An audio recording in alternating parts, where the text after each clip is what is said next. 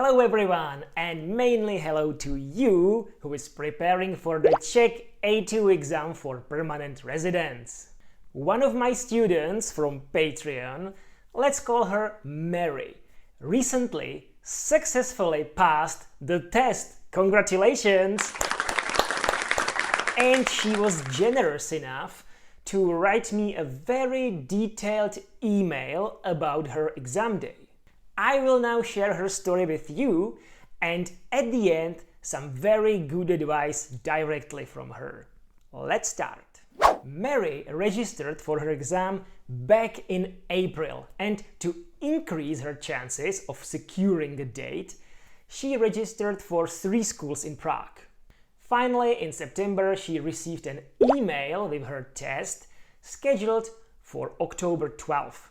After securing a date, she needed to pay the fee and set up an appointment to pick up the necessary documents in person at the school. She brought her ID and passport and the confirmation of the payment on her phone. The whole process was online, which Mary found surprisingly convenient. When she arrived at school, the staff already had her payment on record, and they spoke to her in English without even having to ask. Registration opened at 7:45 and Mary arrived on time only to find a long line of 45 minutes ahead of her. After checking her documents, the staff gave her an ID wristband, which she had to wear throughout the whole day. With over 50 test takers, the atmosphere was understandably tense. After an initial briefing, the group was divided into different rooms, and Mary found herself with 12 other test takers. She needed to leave her belongings in the back of the room, and her mobile phone went into a plastic container. But you can have a bottle of water in front of you. The first part of the exam was reading, and it started at 9 a.m. sharp. Initially, they played a video explaining the rules, emphasizing that the phones had to be turned off and stored away. If your phone made a noise, you would have to cancel the test and leave immediately, so be careful. Mary found the reading section relatively easy.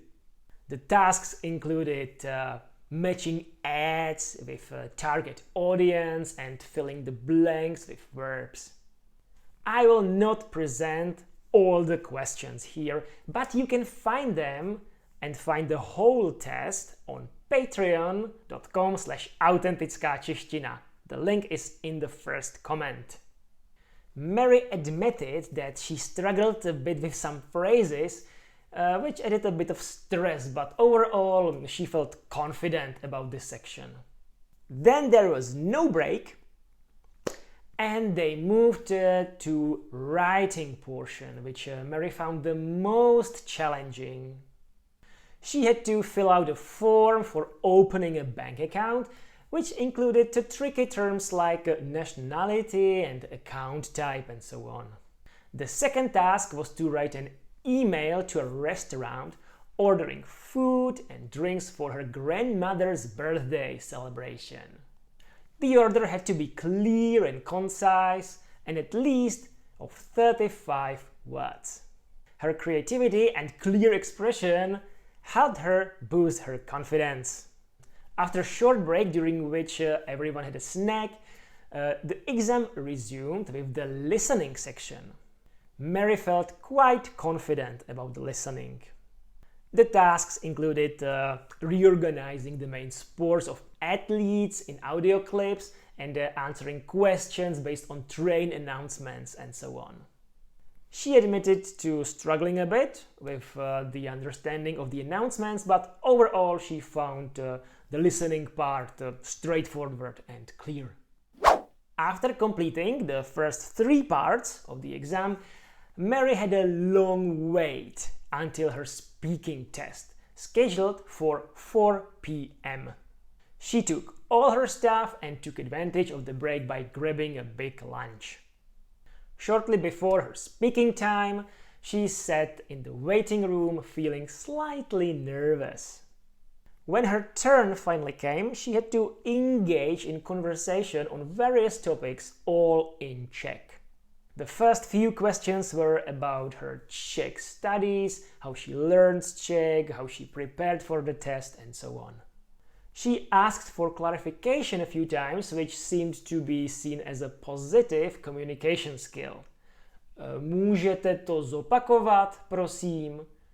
Promiňte, nerozumím. Můžete to zopakovat? The next scenario was role-playing at a health insurance office. She used her own experience with broken arm. The examiner even joked a little bit with her, advising her to buy US insurance next time, which lightened the atmosphere. The next exercise was talking in past tense for a minute, and she had to tell why the young woman traveled to a foreign country. The final part involved recommending a place to take a walk using pictures of the park, city center, and the forest. Mary described the city center's buildings and cultural spots and restaurants while also highlighting the fresh air and natural beauty of the forest. She shared that if she had thought of it earlier, she would have mentioned also mushroom picking. After the test, one of the examiners surprised her by complimenting her on her Czech skills, which really boosted her confidence. After the entire experience, Mary felt that her Czech skills had noticeably improved. She realized that even if her grammar wasn't perfect, she could still handle reading and listening quite well because it doesn't heavily rely on case endings. Overall, she found the staff to be friendly and the atmosphere supportive. She also mentioned that the practice exercises in the brochure were harder than the actual test, which ultimately helped her to feel more prepared. As a final advice, Mary pointed out to pay attention what the question is really asking. What does the person not need? Where is the person now? And so on.